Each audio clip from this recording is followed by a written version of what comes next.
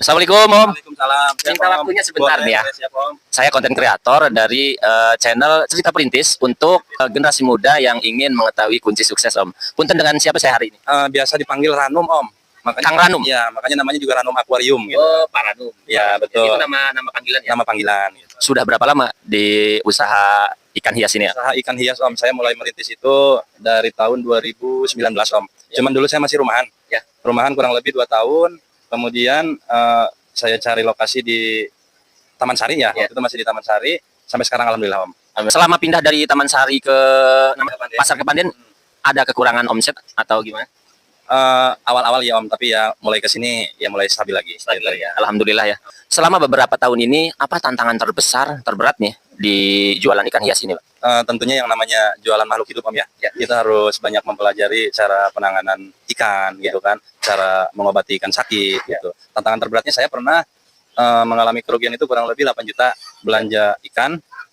Kondisi ikan itu udah sakit memang di perjalanan, cuman karena selamnya selam baru gitu kan, jadi tidak ada garansi waktu itu, tidak ada garansi.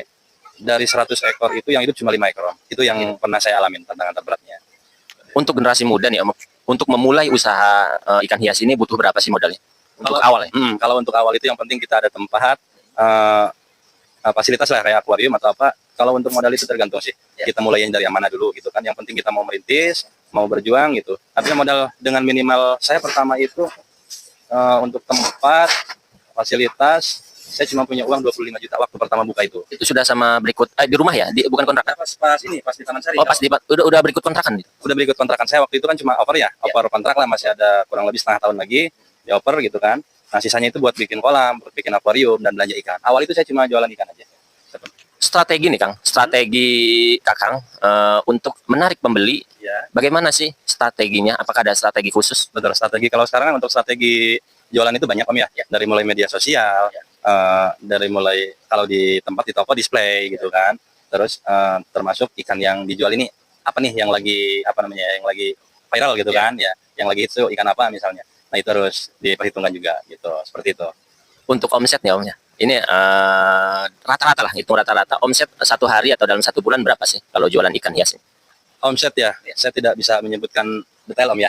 Tapi yang pasti yang saya rasakan itu, dulu saya jadi karyawan, sekarang jadi usaha seperti ini, artinya alhamdulillah di atas itulah, seperti itu, Om. Belum bisa menyebutkan detail. Siap.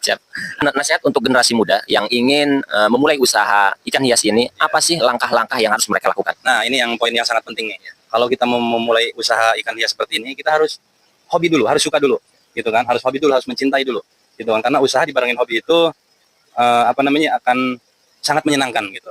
Artinya kita hobi dulu, termasuk saya juga nggak langsung terjun ke bisnis, Om ya, ke usaha, gitu kan? Dulu saya hobi dulu, hobi pelihara ikan, dulu saya ikan koi, gitu kan? Itu saya hobi itu kurang lebih 1 tahun.